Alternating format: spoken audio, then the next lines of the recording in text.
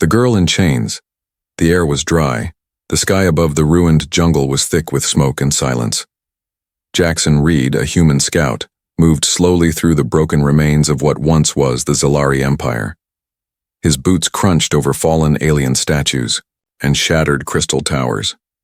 He had seen many dead cities in this galaxy. But this place felt different. It felt alive. Suddenly he heard a sound. Faint. Weak. Like someone crying. Jackson stopped. He turned off his scanner and listened carefully. There it was again. A soft cry, like a whisper carried by the wind. He followed it. Through vines, broken walls, and collapsed doors, he moved deeper into the old palace ruins. The sound grew louder, painful, like someone trying not to scream. Then, behind a cracked wall covered in moss, he saw a narrow staircase going underground. He drew his plasma blade. Slowly, step by step, he walked down into the darkness. The deeper he went, the colder it got. The walls were wet. The smell was heavy like rust and old blood.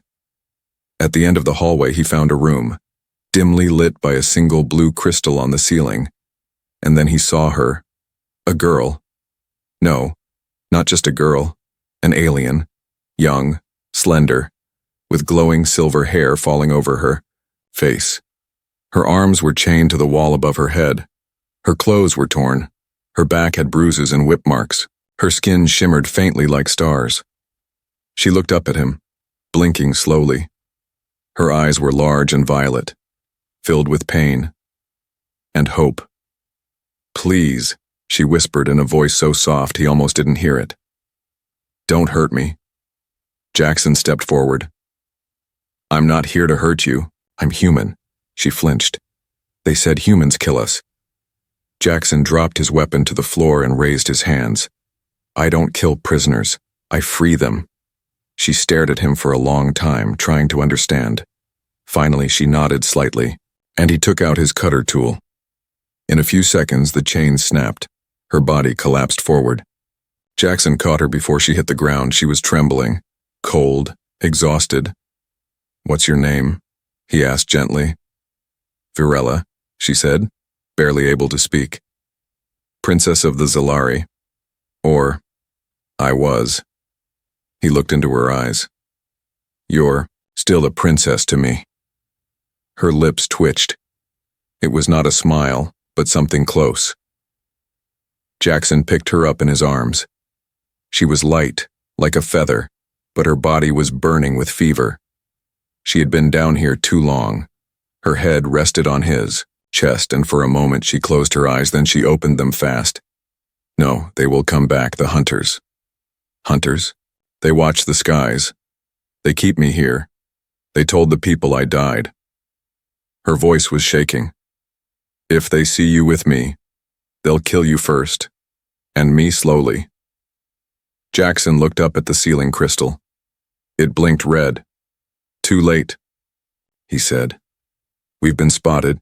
He pulled a cloth from his pack and wrapped it around her. "Can you walk?" She tried to stand but stumbled. "I'll carry you." "No, you can't." He cut her off. "I can, and I will." With her in his arms, Jackson turned and ran. The alarm from the crystal grew louder. A warning. Red lights started blinking along the hallway. As he climbed the stairs, he could hear distant sounds. Mechanical footsteps, alien drones moving toward them. Virella coughed weakly. "Why would a human save me?" Jackson didn't look back. "Because when I saw you didn't cry, you didn't scream, you looked at me and smiled." A tear rolled down her cheek. They burst out into the daylight. Above them, the sky was no longer quiet. Drones circled. Searchlights swept across the ruins. Jackson ran into the trees. Every breath burned his lungs. Every step echoed through the jungle. Behind him, voices shouted in an alien tongue. Shots fired. Leaves exploded around them. But he didn't stop. He wouldn't stop. Virella, weak in his arms, whispered something in her language. Jackson didn't understand it, but it sounded like a prayer. Or maybe a goodbye. "No, not today," He would get her out. He didn't know where or how far, but he would get her out. Because she was not just an alien, she was a girl in chains. And he was the one who broke them. The chase begins. The forest was alive with danger. Jackson ran fast, Varela in his arms. Behind them, glowing red drones zipped through the sky, scanning the ground. Their loud hum grew closer with each second. One mistake, one wrong step, and they'd both be caught. Varela's arms were weak around his neck. Her breath was shallow. "You should leave me," she whispered. "You don't understand who I am." "I don't need to," Jackson said, dodging a sharp branch. "All I know is they chained you, and that's enough for me." Above them, a drone shined a beam of light through the trees. "There!" an alien voice shouted from the air. "Target found. Human carrying the traitor." Jackson cursed under his breath. He spotted a rocky ledge ahead and ducked behind it. Just in time, a plasma blast hit the ground where he had stood. Dirt flew in all directions. "Hold on," he said. He slid down the side of the hill into a thick swamp. The mud came up to his knees. Mosquito-like alien insects buzzed all around. Varela groaned in pain as her body touched the cold mud. Jackson set her down behind a thick root wall, panting hard. "We need to hide just for a few minutes." She pointed to her shoulder. "They stung me. The tracker bug, it's inside." "What?" "My people use them on slaves. It hides under the skin." Jackson checked her shoulder. There was a tiny, black bump like a raised mole. Without a word, he took out his knife. Varela flinched. "What are you doing?" "Saving you again." He cut around the bump carefully. Blood trickled down her skin. Varela bit her lip, not making a sound. Jackson pulled out the small insect, a living tracker still twitching, and crushed it between two rocks. "There," he said, wiping the blood with his sleeve. "Now they don't know where you are."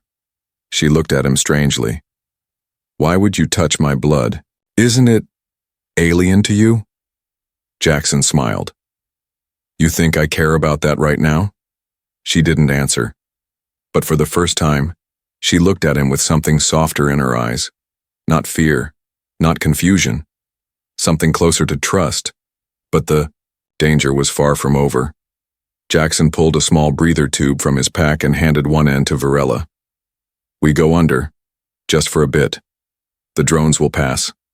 She looked at the swamp water, scared. "It's dark down there." "I'll be right beside you." Together they slipped into the water. Mud closed over their heads. The world went silent. Bubbles floated up as they shared air through the tube. Jackson's hand never let go of hers. Above the surface, drones flew over the area. One hovered for a while, scanning with blue beams. Then it moved on. Underwater, Varela trembled. Jackson squeezed her hand. A full minute passed. 2, 3. They surfaced slowly. The swamp was quiet again. Jackson pulled her up, coughing out water. "We're good, for now." But they were both soaked, cold and tired. Jackson's legs shook. Varela could barely walk. He saw a broken structure nearby, an old Zalari transport ship half buried in the mud. "In there," he said. "We rest for a bit." Inside the broken ship, vines had taken over everything. He set Varela down in the driest corner and pulled out an emergency blanket. "You risked your life," she said quietly. "I'd do it again," he replied, wrapping the blanket around her. "But you don't know what I've done," she said. "My people think I'm a traitor. I ran away from my duty. I was supposed to marry a warlord to end the fighting, but I said no. So they locked me up." Jackson sat beside her. "Then you're braver than they'll ever understand." "I don't feel brave. I feel broken." He looked at her. "I've seen broken people. You're not one of them." For a while they sat in silence. Rain started to fall outside. Varela leaned against his shoulder, her eyes slowly closing. Before sleep took her, she whispered, "What if they find us again?" Jackson's hand rested on the broken plasma rifle beside him. "Then I'll protect you, no matter what." And as lightning lit up the swamp, one thing was clear. This human and this alien girl were now bound by something far deeper than chains or fear. They had chosen each other. A royal secret, the rain had stopped, but the air was still heavy with danger. Jackson sat near the shattered doorway of the ruined transport ship, watching the jungle. His rifle rested on his lap, one eye always scanning the shadows. Inside, Varela slept, wrapped in his emergency blanket, her silver hair glowing faintly in the dim light. But something about her had begun to change. Her skin shimmered differently now. Her breathing had grown slower, deeper, almost like something ancient was awakening inside her. Jackson didn't understand much about Zalari biology, but this was not normal healing. She stirred and opened her eyes. "You didn't leave," she whispered. "I said I wouldn't." She slowly sat up, her movements more graceful now. She looked at him with new clarity, as if something inside her had settled. "There is something you need to know," she said. Jackson raised an eyebrow. "Let me guess, you're not just a princess." She nodded. "I am the chosen flame." Jackson blinked. "The what?" Varela touched the mark on her neck. It had begun to glow. Faint golden light beneath her skin. The star flame is a power passed down by blood, from one Zalari queen to the next. It chooses only one heir each generation. That power now lives in me. Jackson sat up straighter. "So, you're like a living weapon?" "No," she said. "I am a living key." She stood, walking to the center of the ruined ship. "My marriage to the warlord wasn't just political. If I married him, he would gain control over the star flame. It would give him the power to destroy entire planets." Jackson's eyes widened. "That's why they locked you up?" "Yes, because I refused." Varela closed her eyes, and the ship's broken walls began to vibrate slightly. The vines trembled. Dust rose into the air. For just a second, her body lifted off the floor, floating. Then she fell back down, gasping. Jackson ran forward and caught her. "You okay?" he asked. She nodded weakly. "The power is growing, but I don't know how to control it yet." He helped her sit. "Why are you telling me all this?" "Because you saved me," she said, looking into his eyes. "Because when I had no one, you gave me a reason to believe again. I needed someone to know who I really am, not just a prisoner, not just a traitor." Jackson reached out and gently held her hand. "You're more than that. You're fire." She smiled for the first time, soft and real. But their peace didn't last. A strange noise echoed through the trees, a deep hum, different from drones. Jackson grabbed his weapon and looked outside. Something's coming. Suddenly a blast shook the ground. A hole exploded in the jungle floor nearby, and from it rose a silver machine with 8 spider-like legs. Its core glowed blue. A hunting mech. Varela's face went pale. "They've sent a core reclaimer. It's here for me. And the flame." Jackson pulled her behind him. "Not today." He fired at the mech, but its armor deflected the blast. The machine responded by sending out shockwaves, throwing him against a tree. "Jackson!" Varela screamed. He groaned, blood running down his temple. The mech marched toward her, scanning her body, speaking in a mechanical voice. "Royal energy source confirmed. Initiating extraction." "No!" she cried. Her body lit up again. The career mark on her neck burst into flames of light. Her eyes glowed like suns. The mech hesitated. Jackson forced himself to his feet. He saw the spark in her, the star flame pulsing to protect itself. "You can do this," he shouted. "It's yours, not theirs." Varela screamed, and with a burst of golden energy she sent a wave across the clearing. The mech was thrown, backward, crashing into trees. Smoke and sparks flew. Jackson ran to her side. She collapsed in his arms, breathing hard. "I didn't know I could do that," she whispered. "You did," he said. "Because you had to." She looked at him with trembling lips. "What happens now?" He helped her stand. "Now? We stop running." She nodded. Then we fight together. Fire in the sky. The sky turned, not from the sunset, but from warships. 3 massive Zilari vessels appeared above the jungle, glowing with heat and power. They moved slowly, like beasts hunting from the clouds. Their light scanned the trees, burning holes through the leaves. The air crackled with pressure. Jackson and Varela stood under the old transport ship's broken roof, watching the sky with wide eyes. The sound of the engines vibrated through the ground. "They've found us," Varela whispered. Jackson gripped his rifle. "We need cover. Fast." "There's no cover from this," she replied. "Those are Royal Fleet destroyers. They're not looking for survivors. They're looking to erase." A red beam shot down from the lead ship, cleansing fire. It melted an entire section of jungle in seconds, turning trees to ash. The smell of burning wood and scorched earth filled the air. Jackson pulled Varela back. "Run!" They bolted through, the trees dodging falling branches and blasts of light. Trees collapsed behind them. One of the beams just missed Jackson's foot, sending him flying. He hit the ground hard, coughing. Varela dropped beside him, shaking. "Are you okay?" He tried to stand. "We can't outrun ships." She closed her eyes, thinking. "There's a cave. I remember it from when I was a child. The monks used to hide relics there. It's shielded from scanners." "Where?" Jackson asked, grabbing her hand. She pointed west. "Beyond the Silver Ridge."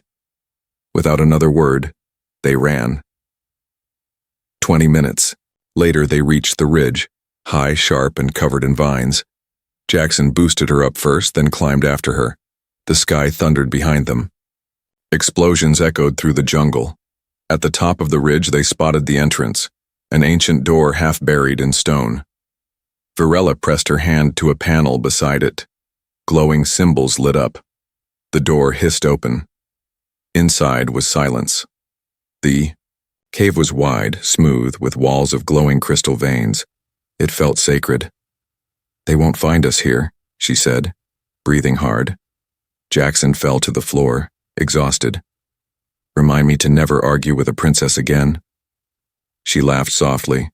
"You keep calling me princess. What should I call you?" She looked down, thinking. "Varela. Just Varela." Jackson smiled. "All right, Varela. You're amazing." She turned her head to hide her blush. A few hours passed. The ground still shook now and then from distant blasts. But inside the cave it was peaceful. Jackson cleaned the cut on his forehead. Varela sat nearby, watching the crystals glow. She finally spoke. "They won't stop, Jackson. As long as the star flame lives in me, they'll keep coming." "Then, let's end it," he said. "How?" "By making them see you're not running anymore." Varela looked at him, unsure. "You said they believe you're a traitor," he continued. "What if you return not as a prisoner, but as their queen?" Varela froze. Jackson stepped closer. "I've seen what you can do. You faced a war machine and lived. You control the star flame. You care about your people even after what they did to you. That's a real queen." She swallowed hard. "I don't know if I'm strong enough." "You are. I've seen it." Tears formed in her eyes, but she nodded slowly. "If I go back, will you come with me?" Jackson didn't hesitate. Every step, that night, while they rested in the cave, Varela told him more, about her childhood in the palace, the pressure of being the chosen flame, the way her own family feared her power, how the arranged marriage was a cage she never wanted. Jackson listened to every word. Then she asked, "What about you?" He smiled sadly. "I was a soldier, lost a lot of good people. I came to this planet looking for peace. Instead, I found you." "And was that a mistake?" He looked at her. "No. You're the best thing that ever happened to me." She reached out and touched his hand. "You make me feel safe, even when the sky burns." Jackson leaned his head back against the wall. "Then let's make the stars burn for us this time." Outside, the warships kept searching. But deep inside, the earth, a fire was growing, inside a girl once chained, and the man who chose to stand by her. Her heart. His war morning came, but sunlight never touched the crystal cave. It glowed with its own light. Soft blues and purples shimmered across the walls, casting gentle patterns on the floor. Varela stood near the center, eyes closed, both, hands raised. Jackson watched her from a distance. Her body floated slightly off the ground. Lines of golden light moved through her skin, following old pathways of power. It was the star flame, waking again. Her voice whispered in the air, ancient. Words of her people, commands, oaths. Then suddenly, she collapsed. Jackson rushed forward and caught her. "Virella!" She opened her eyes slowly, breathing hard. "I was trying to control it. I thought I was ready." "You don't need to master it in one night," Jackson said gently. "No one could." She looked at him, her voice barely a whisper. "But I don't have time." Hours later, the two sat side by side, resting near a glowing crystal pool. Virella held a glowing orb in her hand, a memory keeper. She had found it in a stone chest near the cave entrance. When she activated it, it showed her old visions, her father's voice, her coronation ritual, and the moment she was first marked by the star flame. Jackson sat quietly, letting her talk. "I didn't know what love meant," Virella said. "On my planet, love is often arranged, cold, political. My marriage was to be a tool." "But you broke that," Jackson said. "No, I ran from it. You survived it. There's a difference." She turned to him. "And now you're part of my story. You could have left me in chains. You could have saved yourself." "I didn't want to be a hero," Jackson said softly. "I just couldn't walk away from you." They stared at each other for a long time. Then slowly, hesitantly, she reached for his hand. He didn't pull away. "I think I feel something," she whispered. "Not just power, but something warm. In my chest. When I look at you." Jackson smiled. "That's your heart, Virella. Not just the star flame." Before either could speak again, the cave trembled. Jackson stood quickly, grabbing his rifle. "What was that?" Virella touched the cave wall. Her eyes glowed for a second. "A patrol is above us. They've brought ground troops. Can they get in?" She shook her head. "Not yet. But if they scan the crystal core, they'll call in a digger ship." Jackson nodded. "Then we move. Tonight." "To where?" "To the capital. If they want the flame, they'll get it. But on your terms." That evening, under the twin moons, they traveled north. Jackson helped Virella move through the mountain pass. She was stronger now, walking with more purpose. Her body no longer trembled. She wore part of an old priestess cloak they found in the cave, tied with strips of golden cloth. She looked like a queen again, but one reborn. As they walked, Jackson said, "I have a plan." Virella raised an eyebrow. "Do I want to hear it?" "Probably not," he smirked. "We sneak into the outer ring of the capital, use your name and power to trigger a palace protocol. Make the people see you're alive. And then what? Then you stand in the old flame circle. The throne will respond. You prove you're the true queen. No one else." She paused. "And if they attack?" Jackson stopped walking. He turned to her, serious. "Then I'll fight. I'll stand in front of you, and I won't let them touch you. This is your war. But my heart is already in it."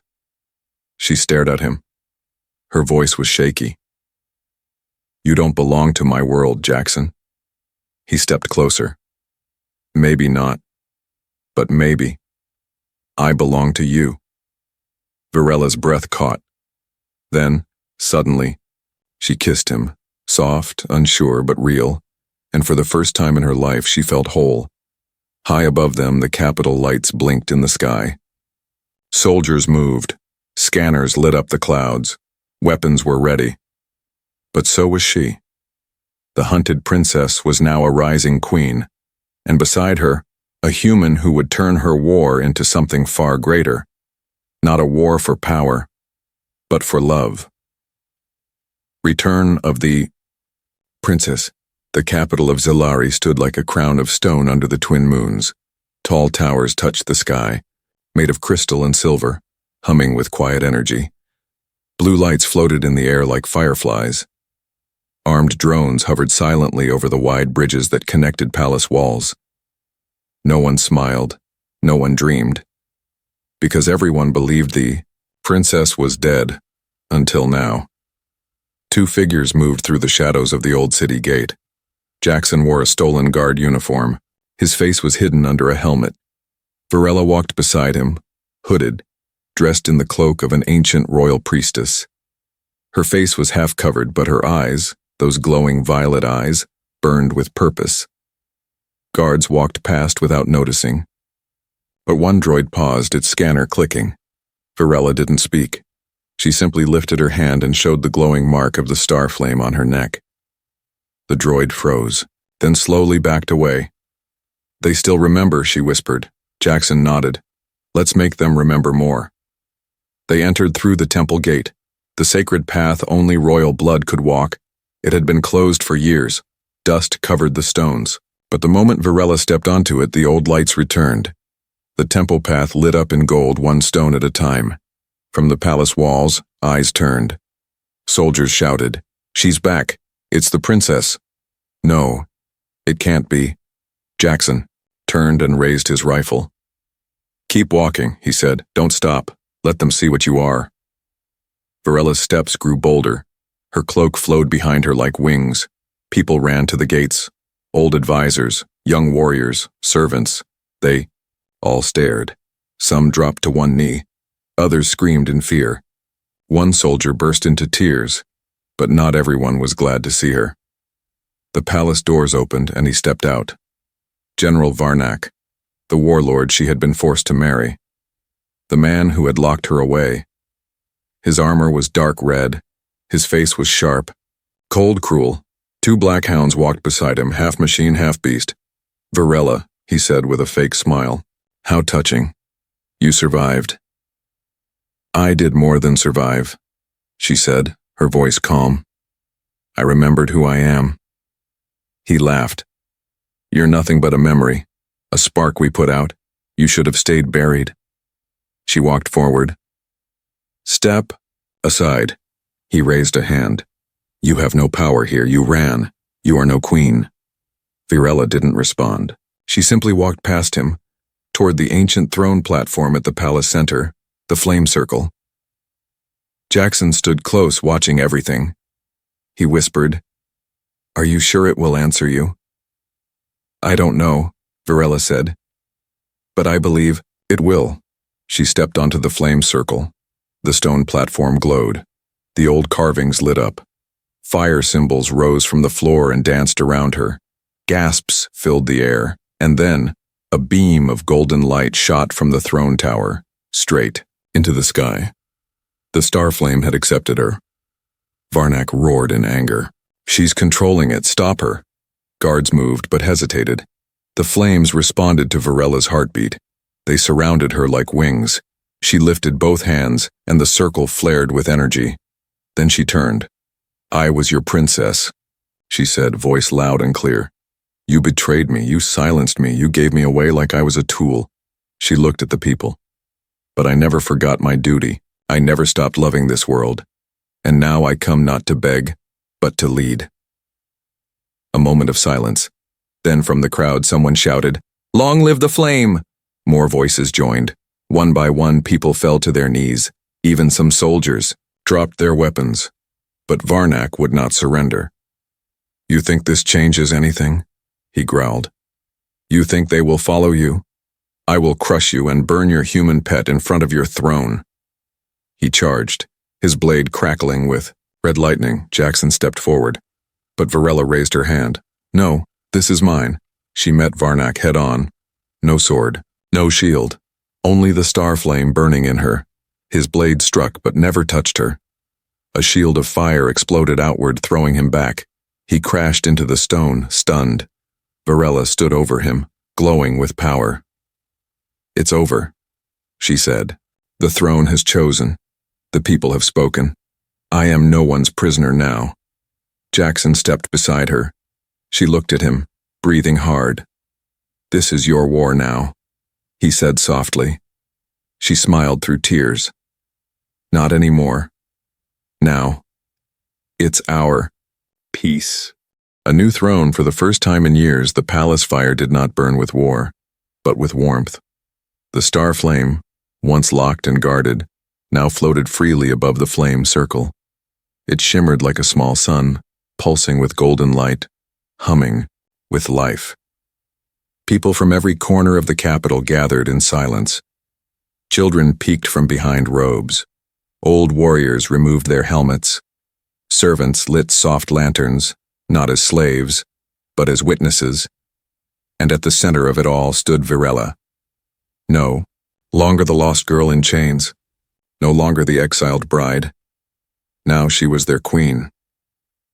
Jackson stood behind her, dressed in the white armor of the Flame Guard.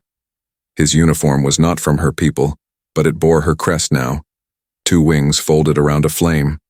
His wounds had healed, but the weight of everything still sat in his chest. He had fought in many battles. He had survived dark wars. But standing in this moment, watching an entire alien world rise behind a girl he once carried through the mud, this was something else. This was history. Virella turned to face the gathered crowd. Her voice was strong, though her heart beat faster than ever before. "I was locked away," she began, "because I chose freedom over fear." The crowd listened, unmoving. "I was told my love could destroy empires. But I say love is what saves them." Murmurs began, heads nodded, a spark passed through the people. "I do not want a throne built on pain. I want a home built on hope. I do not ask for loyalty from fear, but for unity through truth. And I will not rule alone." She looked at Jackson. Gasps echoed through the palace. She stepped toward him and held out her hand, not as a queen commanding, but as a woman choosing. "You broke my chains. You risked your life when no one else did.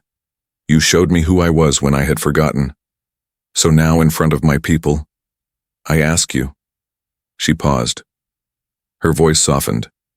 "Will you stand beside me?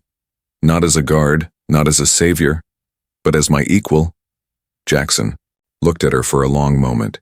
He had no titles, no noble blood, no name in their legends, but he had his answer. He stepped forward, took her hand, and said, "Always." The palace erupted. Voices cheered. The star flame pulsed in joy, lighting up the sky. Children danced. Soldiers slammed fists to hearts. Even the high priest bowed, not to tradition but to truth. In that moment, no one saw an alien queen and a human warrior. They saw 2 souls who chose each other. Later, as the sky turned purple and stars blinked awake, Jackson and Virella stood on the balcony of the high tower. The city below shimmered with celebration. "I still don't understand how I ended up here," Jackson said with a half smile. Virella leaned against him. "You walked into a prison. That's how it began." He chuckled. "And found a girl in chains who could burn the sky." She laughed too. "Who almost burned you the first time." They both went quiet, watching the sky. Then Virella spoke softly. "Do you think your people will understand this?" Jackson nodded. "Maybe not at first. But when they see what we build, when they see what peace looks like, they'll know." She looked up at him, eyes glowing. "Then let's build something they can believe in." He kissed her forehead, and the stars above, once silent, seemed to shine a little brighter, watching the beginning of a new chapter, not just for a fallen princess and a lone human, but for 2 hearts that turned chains into crowns and war into love.